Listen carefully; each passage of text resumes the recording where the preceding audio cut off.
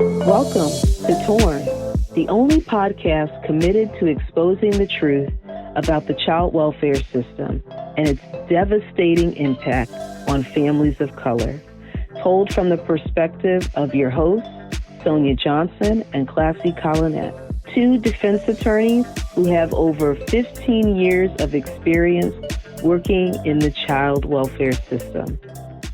Fam, I call everyone fam because we are in this thing called life together in some way, shape, or form. Welcome to Torn.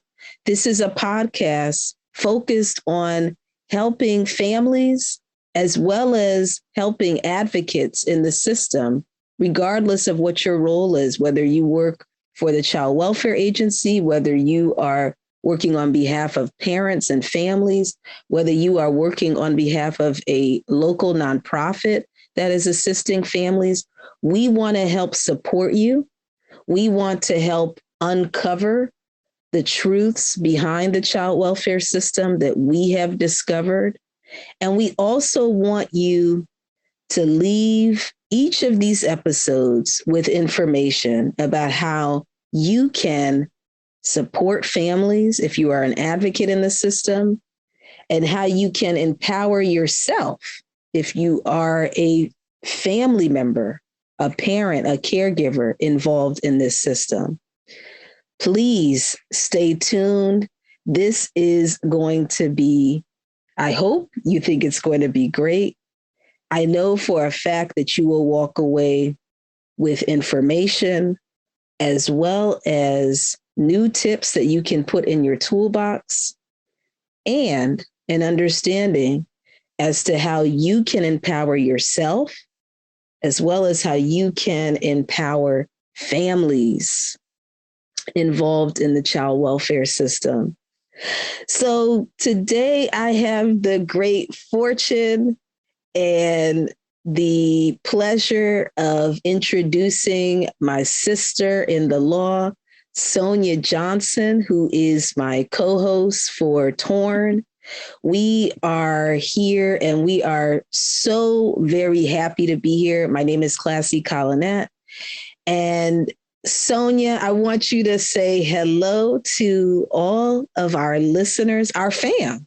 Say hello to the fam. Tell them how you got involved in the child welfare system, and we'll go from there. Well, thank you, Classie. Classie, before I go into how I got involved in the child welfare system, let me just say this about my sister, Classie Colinet. Classie Colinet is a fierce, do you hear me?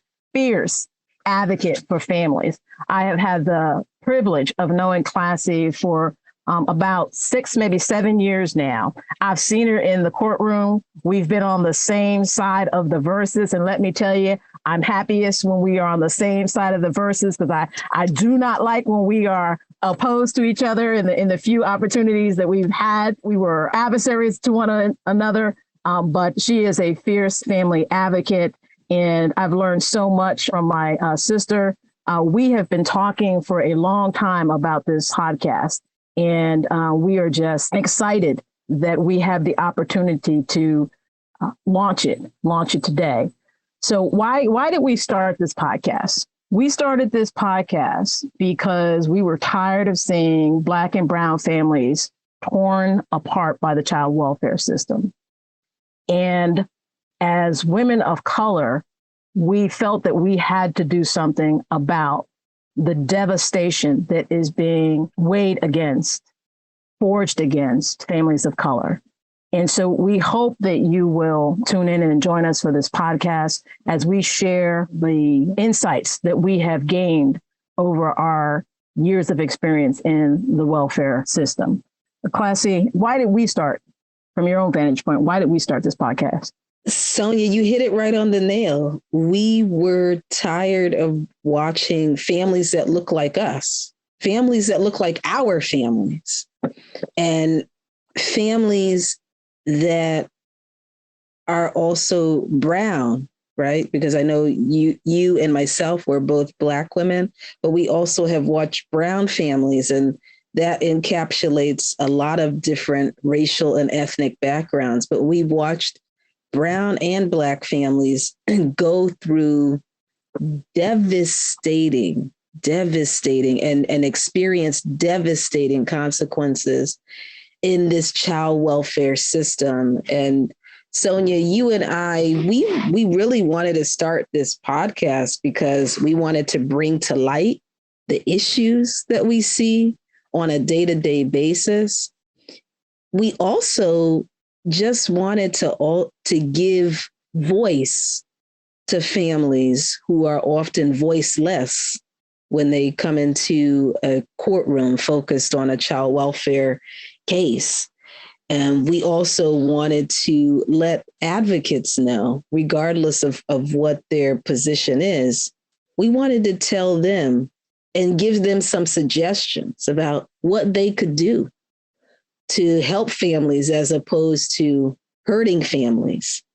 And Sonia, you and myself, we've been doing this long enough to know that there are some folks that are working in the system that do want to help. And sometimes they really think that they are helping. And sometimes they are, and many times they are not. So we really wanted to do this podcast to bring to light many of the issues that we've seen, but also to help transform the child welfare system. We know that it's a system that we have to work in every day, but if we can do our part to help transform it in some way, we want to do that. And this podcast really is the way that we do that. So, Sonia, let's talk a little bit about why we don't like the term child protection system. Why is that a term that many of us need to move away from? And what do you think we should be calling it? And quite frankly, from your vantage point as an attorney who represents parents and caregivers, what do you think it really feels like? And what do you think is an accurate term of the system? Well, it's certainly not, based upon my experience, a child protection service. What I've experienced is a system that inserts itself into a family, makes decisions for parents that they think are best for parents without truly understanding the family, without truly understanding the communities that our families come from, and end up making decisions that hurt those families. And so for so long, we have called it a child protection system. But after you've worked in the system for a while, you realize that that's not quite what's happening. This is a family surveillance system. And I think that that is the better way to describe it.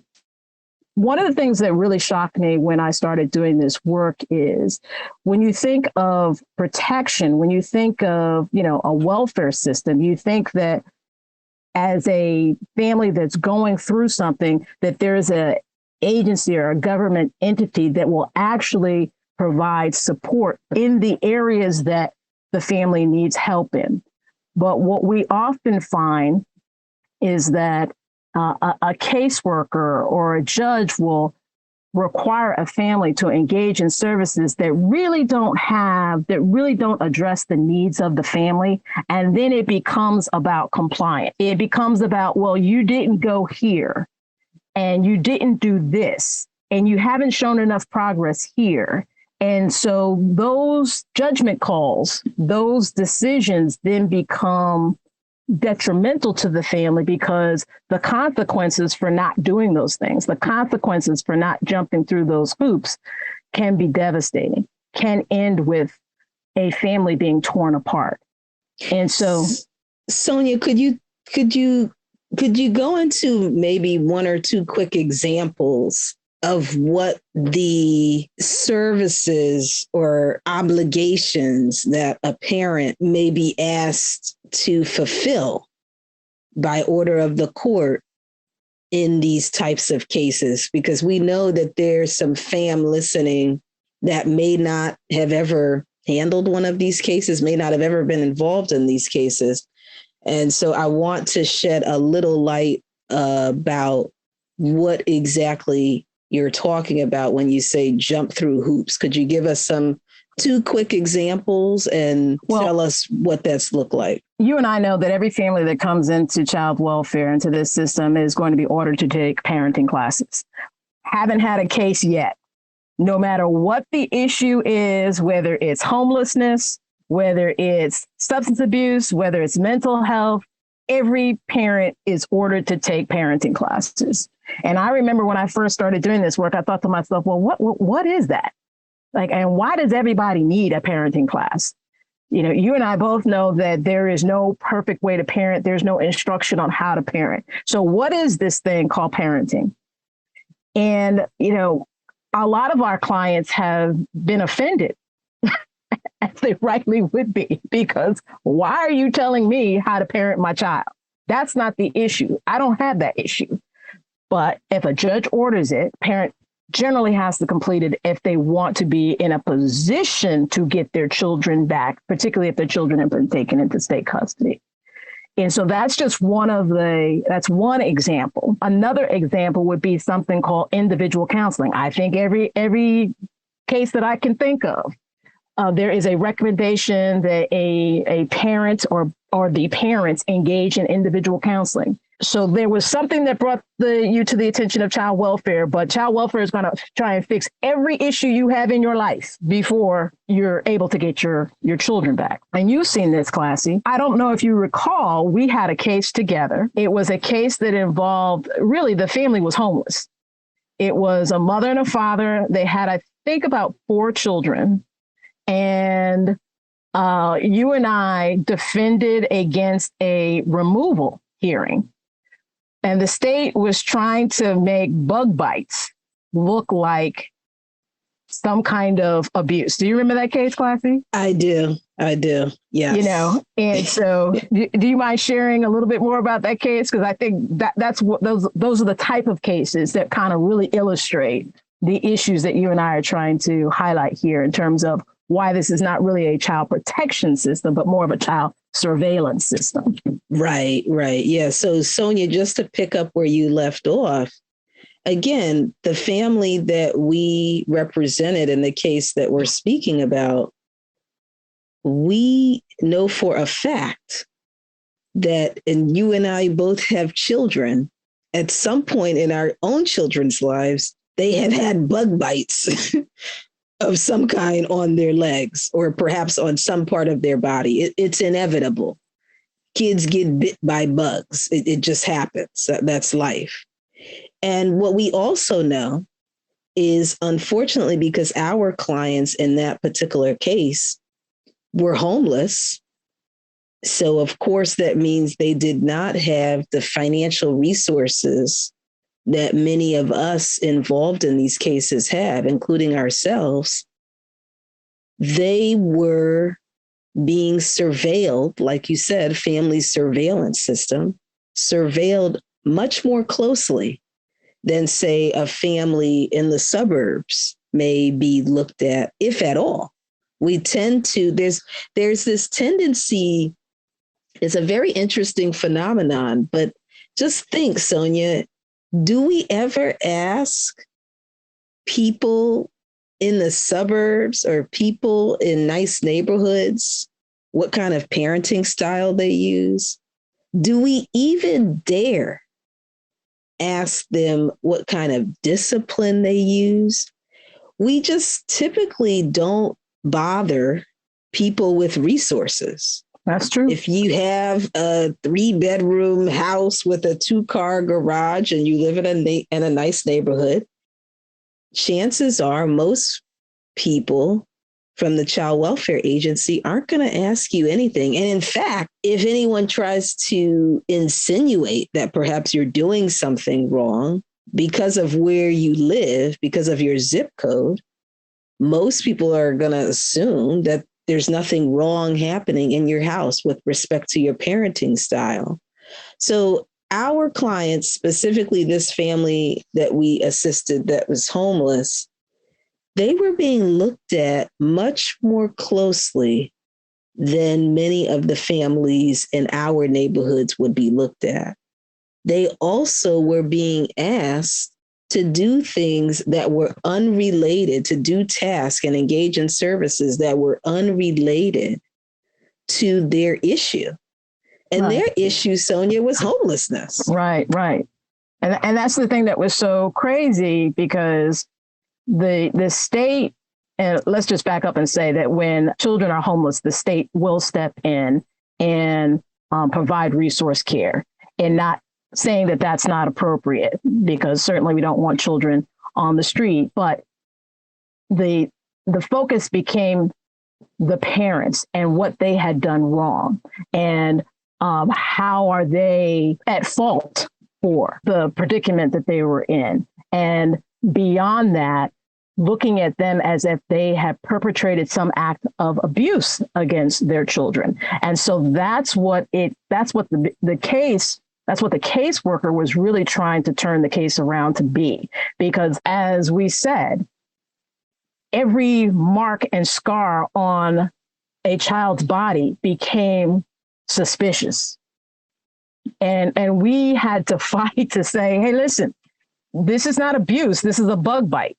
And every cough or every issue that came up with the child became, the parents were under suspicion for engaging in some kind of nefarious act, instead of looking at the circumstances of the parent. And my recollection of that case is that, both parents had jobs. Unfortunately, because of the economic downturn in our area, they had both lost their jobs. They had been homeless for about maybe 6 or 7 weeks. They were trying to get on their feet and just really did not have any family or support in the area to get back on their feet. And unfortunately, the state came in and took their kids. Now, on the one hand, you think, okay, great, the state is providing a service for those kids. But on the other hand, it was the parents were immediately turned into suspects. And in fact, in our system, the parents are identified as defendants. So, right. and we as parent attorneys were having to defend these parents for allegations that really weren't the issue in the case. And you know what else about that case, Classie? But what's the one thing that family needed? What was the one thing that family needed? Housing. And does the Child Protective Services usually provide housing to families? They do not provide it directly. What they often say is they will give families a list of resources that families can access. But Sonia, let's talk about what happens when you get that list of resources. Because I know you and I, we really get out there, right, and assist our clients. And so we've gone to the lengths, right, to call the numbers on the resource list to find our clients housing. And what we learn is that many of those resources are either have a wait list, and that's an unknown period of time when you could be waiting to get housing, or they have a bunch of requirements, such as you have to have a list of documents in order to get access to the help that they can provide, such as a birth certificate, social security card, proof of income, right? Pay stubs. They also sometimes they want proof that you're looking for a job if you don't have a job. The list goes on and on and on.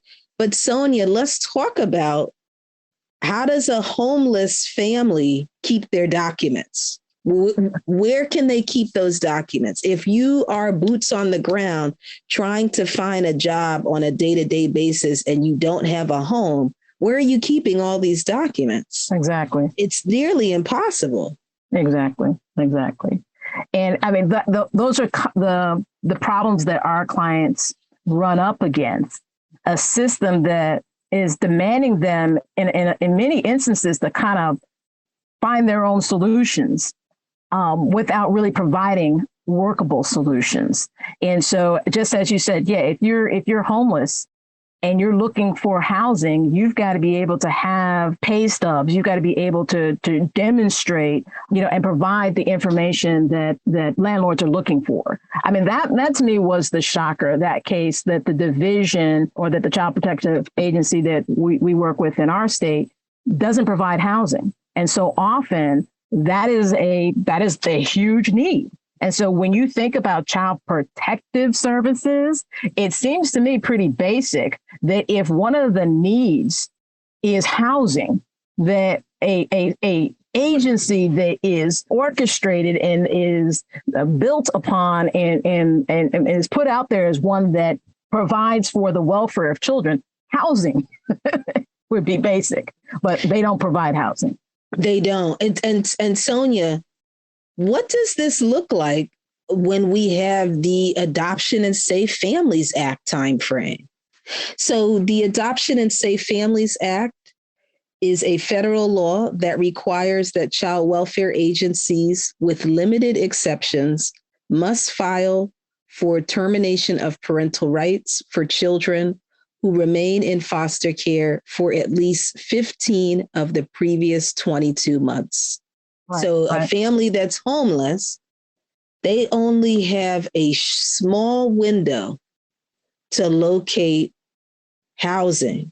Right. Oh, and by the way, Sonia, as we have learned, in addition to locating housing and going through all of the hoops associated with finding housing many times on their own, they also have to do all of the services that the court has asked them to do. Right. And Sonia, you talked about these parenting classes. And again, what does that have to do with homelessness? Right. And then let's also talk about while the parents are looking for housing and trying to address that issue, Sonia, what's happening with the children that are involved in this case? What does that look like? So you and I know that children are placed in resource care, that the screening process for resource care, we use the term resource care now instead of foster care, because we're trying to give a updated version of what foster care is really about. It's still foster care. And so we know that foster care historically has not, there are horror stories associated with foster care. There are still those horror stories associated with foster care. We now just term it resource care because that sounds a little better. But we know that we've had cases where the places that our kids get sent are sometimes worse than the circumstances that they were removed from. And they're with strangers. So we are looking at a system that thinks it's doing good on one end and removing kids from parents for a host of different reasons, and then placing them with strangers. And I think the division, basically you have to pass a criminal background check, and I think you have to take a course, a lengthy course on how to be a resource parent.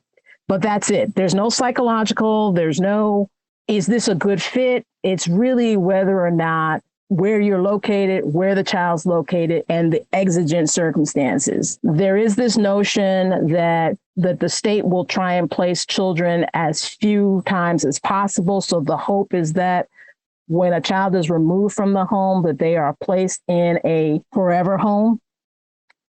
And so the state is supposed to balance temporary care with a forever home. So we can certainly talk about that down the road in terms of the impact on the children. But Sonia, let's also talk about the fact that these resource parents that are offering a temporary place for these children to live in, they're getting a check. Oh, absolutely. On a monthly basis. Absolutely. And so, Sonia, and it's always so hard for me to wrap my mind around this. If only that funding that the resource parent is getting every month could go to the parents that are homeless. Right. that would essentially turn their whole situation, the main issue in many of our cases happens to be housing. And even in this specific case that you and I have been referencing, imagine if that family had been given that money. Right. And Sonia, you know, I know there may be some individuals listening that say, well, how do you know that the homeless parents are going to use the money for the purpose that you are giving them the money for, right? For them to get housing? There's a simple solution for that.